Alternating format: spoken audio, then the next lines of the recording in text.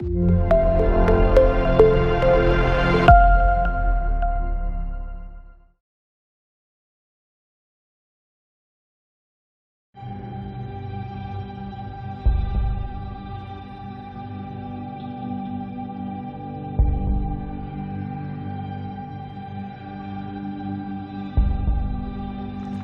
me tell you why we do it.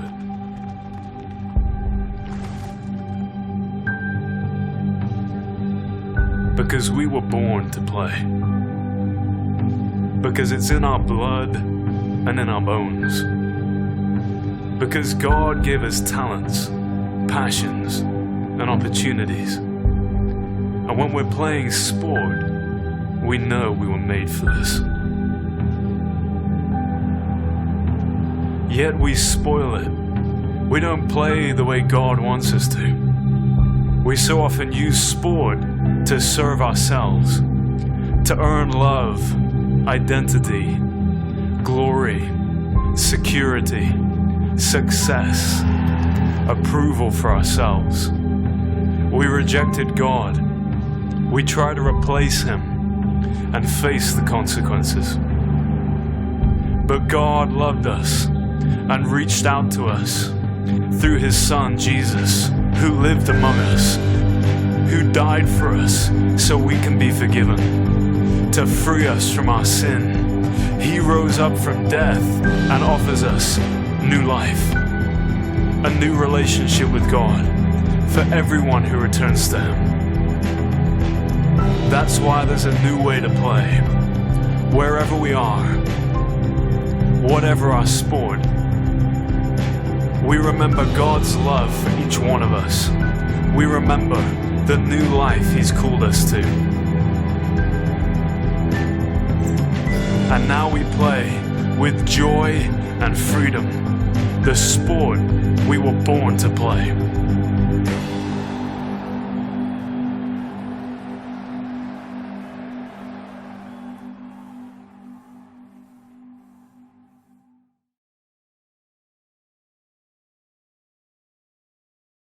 Hello, dear friends. It's such a shame that we're not able to do this in person. That would have been a great joy and a real privilege. We could have even played some sport together. So we gave this networking seminar a big title: Why Sport Matters More Than Anything Else Today. A big title, a big claim. Let's see what you think by the end of this. From sprinting and wrestling in the Upper Paleolithic period, hurling in ancient Ireland, shinty in Scotland, harpastum in Rome, kuju in China, polo in Persia, and the Mayan ball game of pits, all the way through to the modern Olympic Games and the World Cup in football. Sport has a prolonged, potent, and global history. And now, of course, through globalization and a multiplicity of technological advancements, modern sport has an undeniable impact on and presence in our contemporary societies and cultures all across Europe and beyond. The phenomenon of sport is almost certainly more influential now than ever before. Globally, it's estimated that 80% of the world population watches or participates in sport in some way. The last Football World Cup was watched by at least 500 million.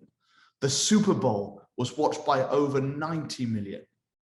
But not only viewing, the sports world is increasingly a place to be involved in physical community too. In a recent survey conducted, admittedly, just before the pandemic, it was proposed that almost 71% of all 18 to 25-year-old men and 53% of all 18 to 25-year-old women are involved in organized sport with at least some regularity. For any believer who plays sport, it provides them with both the fantastic opportunity to worship God with their talents and also to share the good news of Jesus Christ with others in that unique and tight community. Now, theologians have largely ignored sport, and Christians more broadly have wrestled with how to navigate this world. There are great advocates and great opponents. Historically, sport and Christianity were closely linked. Christians often advocated sport as a way to form character and virtue. Subsequently, sport has also been used as a tool for evangelism. But conversely, a Christian tension with sport has also developed. This is principally because of 4 factors, it's been suggested: gambling, the professionalization and the money in sport, the time commitment and schedule clashes of sport with church commitments, and fourthly, the growing phenomenon of sport as a new religion. So how do we approach this great conundrum? Does sport matter more than anything else?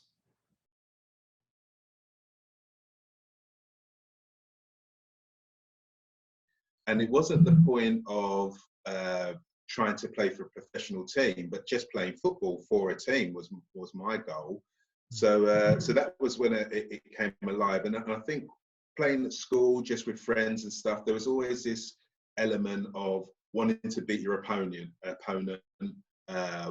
Also the feeling of winning, the euphoria of winning, and, you know, and definitely not wanting to lose. You know, those 3 elements, I think, really helped me understand, drew me to loving the game, because there was, you know, so many highs and lows, and you could control the things you done. And I was fortunate that in my school, I was considered one of the better players.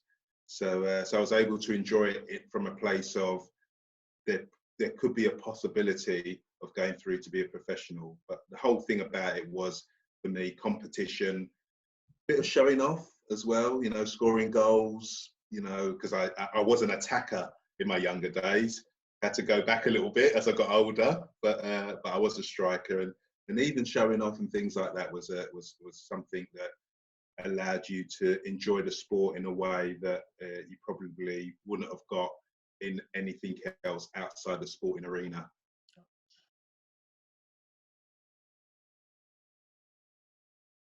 Yeah, I loved sport from an early age, really. I grew up in a sporty family. My dad loved running marathons. My mum would always be on her bike or running. So sport was a natural part of life growing up. And I always loved the Olympics as well. So I always wanted to find my sport. What was I going to be good at? So I did running, I did judo, lots of different sports, and eventually found rowing when I was 17. And rowing then became my big sport. And I went from being a junior athlete through into the senior setup. Okay. We're not going to discuss whether we should watch sport, whether we should play sport, or indeed whether we should use sport as a tool in evangelism. But here's a first and simple early challenge to any of you watching. If you're not utilizing sport in some way in your ministries, evangelistically, or to build and fuel community, then you are doing yourselves a great disservice. We have the joy of working with many partners across Europe who do just that. Let me give you some examples. A church leader in Sweden who has built and developed a gym as part of their church. They serve and love people in the community through all the holistic activities they host in the gym, but the gym also acts as a doorway to the church. The physical and the spiritual desires are met. The student movement in Serbia, who regularly host volleyball tournaments for students that also include gospel presentations. They come because of the sport, they get to use their bodies, the friendship they enjoy, but they stay for the good news. Friends in southern Spain who run football several times a week to simply enrich the local community. Young guys from all walks of life join in simply to enjoy using their bodies on the football field. And whilst they do so, they are given the opportunity to learn more about the joy that's on offer in the gospel. So friends, enjoy sport in your ministry. Secondly, as an additional motivator, all of us are no doubt familiar with the sport and analogies employed in the New Testament. Those inspirational sporting images found especially in the Pauline letters. Think with me, right at the end of his life, Paul writes to one of his friends, Timothy, in Ephesus, where they've started the church, and Paul is in prison waiting to be executed. And probably the last thing he ever writes, Paul, is he says at the end of his letter to Timothy, the time of my departure is near. I fought the good fight. I finished the race. I've kept the faith. He uses sport even as he's writing, thinking he's about to go to execution. For a sportswoman like myself, I love that. The one thing we can say for sure is that Paul's use of sport in the New Testament is, in an affirmative way, certainly means that he was for sport and he liked sport because he was willing to use it. It implies Paul himself was genuinely following the sports of the day and was probably also appealing to some of the then philosophical traditions of using athletic imagery to discuss virtue. It's a really interesting addition in New Testament thinking about Paul, but there's more. I believe there's much more almost fundamental in the Bible about our bodies and our relationships and our talents that God has given us when we really need to think through sport. Think Genesis 1 and 2 and the creation mandate. God's the creator. And so being made in his image makes us as humans creative with the talents to strike a ball, see a pass, or swim quickly. Equally, God is a relational God. Father, Son, and Holy Spirit, see there in Genesis 1. And so our desire to play with others, pushing them on in competition, comes from him. Sport's not some area outside of God's creation. It's an integral part of it, a gift to be enjoyed to his glory. And for athletes, it really is a way they can reflect God's image as they use their talents relationally with others to glorify their maker. Now, of course, Genesis 3 tells us how things changed. Like any aspect of God's creation, sport has been distorted from its original purpose because of our sin. Sin is not something out there as if sport is the problem. Sin is an internal disposition we all have to reject God and distort his good creation. We use our talents to seek our own glory, create our own identities, rather than to play to God's glory. We damage our relationships through cheating, lying, drug abuse, whatever it might be, instead of playing fair.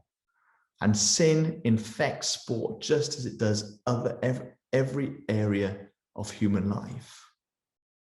But God doesn't want sport to remain tainted by sin, so he sent his Son to be a substitute, a concept every sports person gets. And he steps in to take the penalty we deserve. He's punished so that we can go free. He's sent from the field of play so that we can get back in the game. Now, risen from the dead, Jesus Christ calls us to play to his glory. Think Romans 12, verses 1 and 2. It urges us, offer our bodies as a living sacrifice, holy and pleasing to God. This is your spiritual act of worship. It tells us that the restoring of God's image is taking place because of Christ's resurrection. And all believers now have a new identity in Christ. We're now co-heirs of the kingdom. It means that sport is an area of life that can be offered to God as an act of worship. Just think of the difference this makes when someone grasps that their sport can be worship. God is not distant from the thrill you get when you play sport. He's not remote from the highs and lows of competition. Your beating heart is his beating heart. Your joy is his pleasure. After all, he's the one who gave us the gift of sport. So a theology of sport doesn't need to be very complicated. Sport is another avenue to live out rebellion or another way to glorify God. It's another place to be in community with others, gossiping the gospel. But the glory is not because the perfect free kick in football gives us a glimpse of heavenly play and heavenly bodies, but instead because the football player or the swimmer or the runner or the wrestler is humble, honest, and works hard unto the Lord. Yes, as the American pastor Kevin DeYoung says, the world of sport can be a waste of time and a wasteland of vice. Or alternatively, it can be an oasis of God-glorifying people and principles. Depends on what we make it.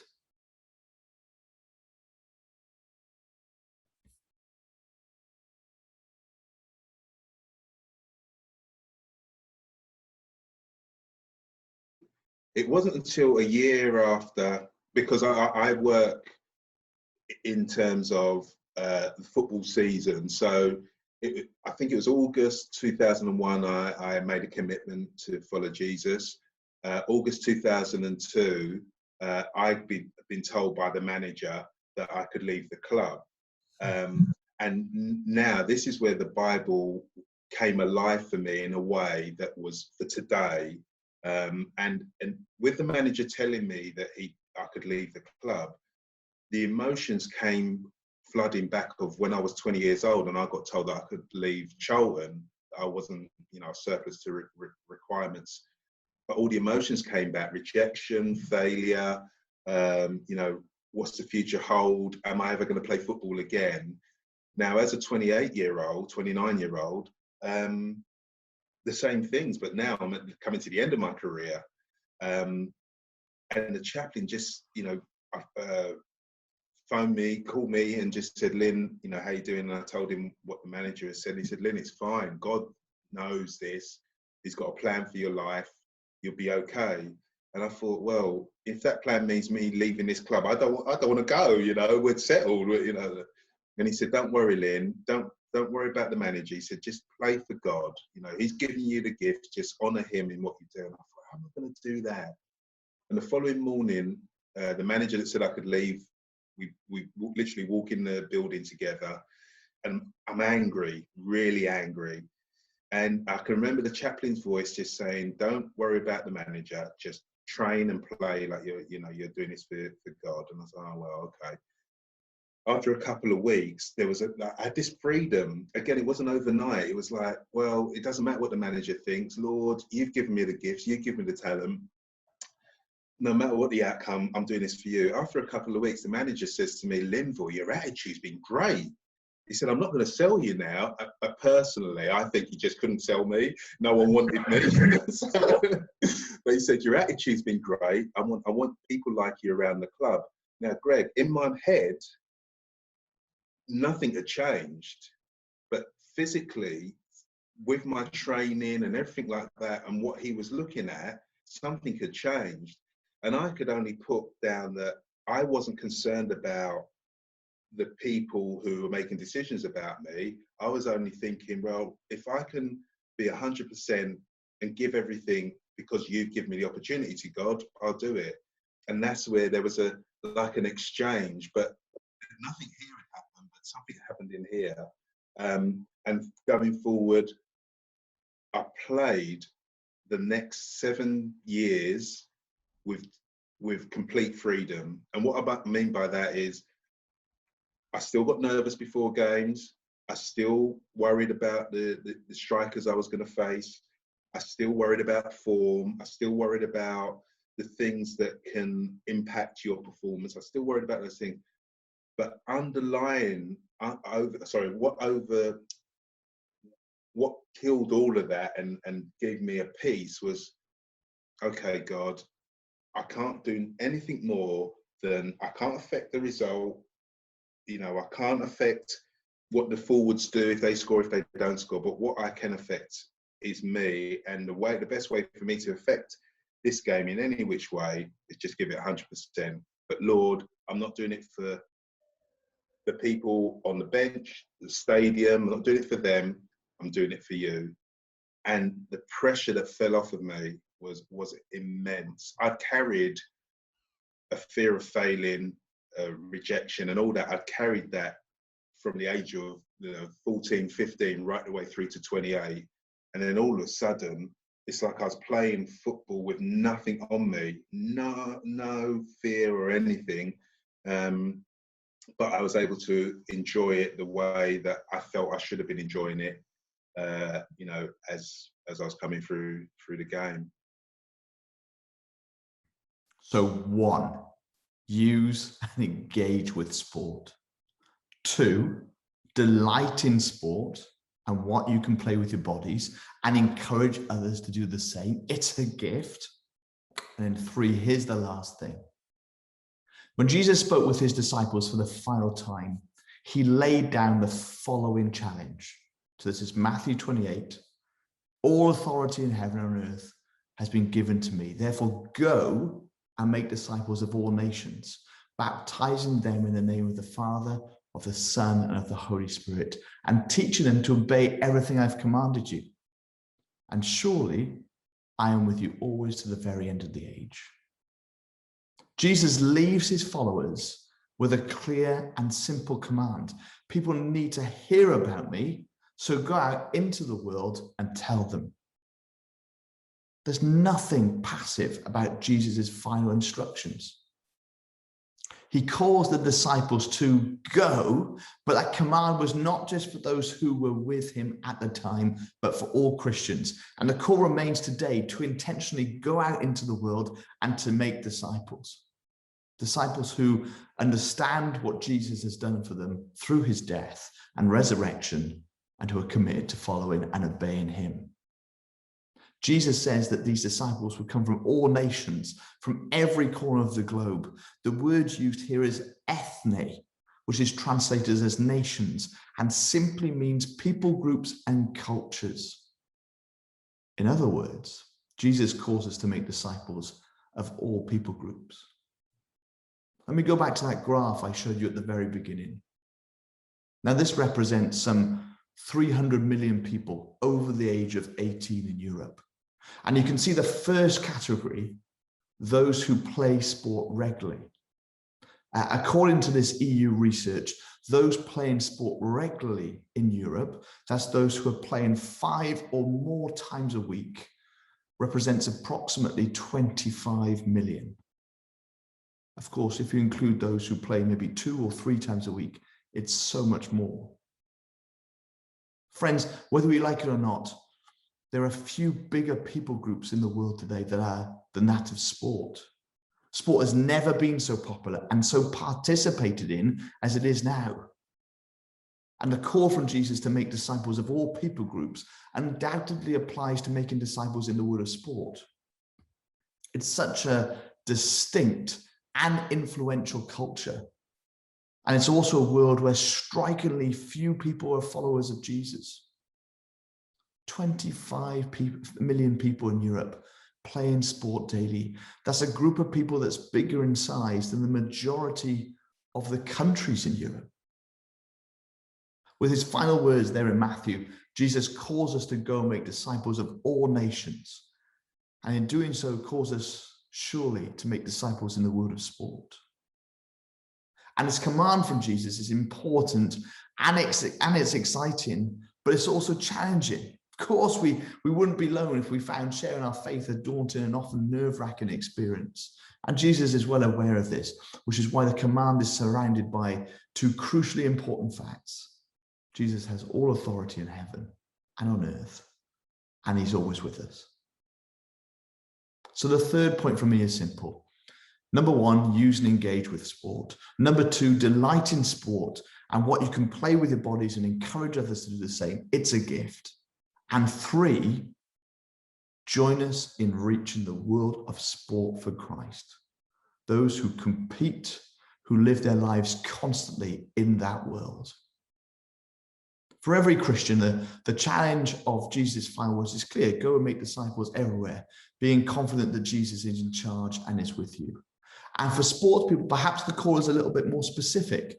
Go and make disciples from the people group of sport. It's a people group of millions, the vast majority of whom do not follow Jesus and so need to hear about him. So friends, as you watch this, as you think, will you be one of those who will go and seek to make disciples in the world of sport? Will you join us in responding to Jesus' challenge and look to make him known in sports clubs or teams in your context? Or alternatively, or additionally, will you yourself encourage Christians who love and are talented in sports to be salt and light in clubs and teams? Does sport matter than anything else today? I definitely think so.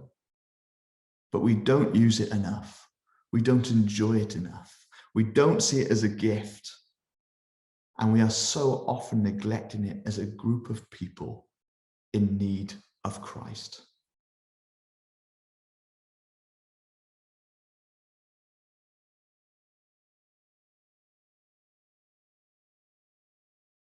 Yeah, so when I retired after London 2012, I was still able to stay in the sport in a number of different ways. So I now work for Christians in Sport, supporting other elite athletes, being able to be someone who listens to how it's going and points them towards God's wisdom in the Bible, which is an amazing thing to be able to do. And it was something that I was really blessed by myself when I was supported as an athlete, and it just helped me as an athlete to just refocus and to also be held accountable to my attitudes, and it's wonderful to be able to serve others in that way.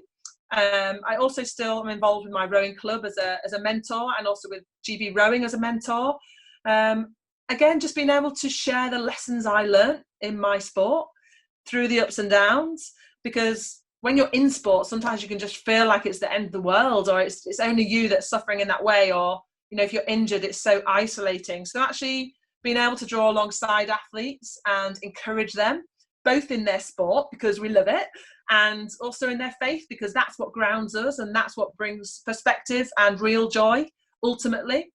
I guess, again, preparing an athlete for life after sport, I feel really blessed to have gotten to the point by the end of my sport that I knew life has different elements, doesn't it? Now, for this period of time, I was a rower, and then I was going to be working, then I was going to be a wife and a mum, and things change, life changes, and it will never be the same as when I rowed.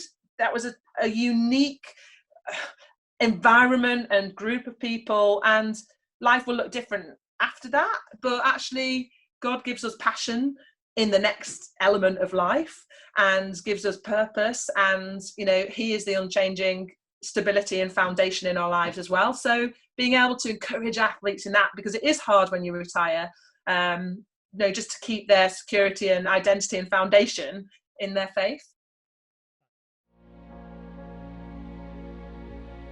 So the promise is that when you're in the changing room, on the bus, in the pub, at the bar, walking to the game, off injured, being transferred to somebody else, lose your place and you're on the bench, win the cup final, score the winning goal. He has the authority. He is always with you. And he just says to you, this is your passion, isn't it?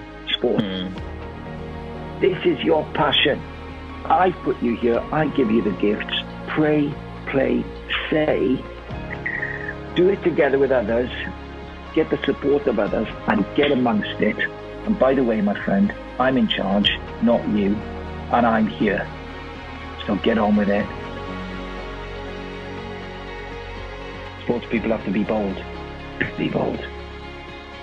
I would say to you, if you follow Jesus, he is the one who dies. He beats death. He is the one with the authority. He's the one who will come to live with you always.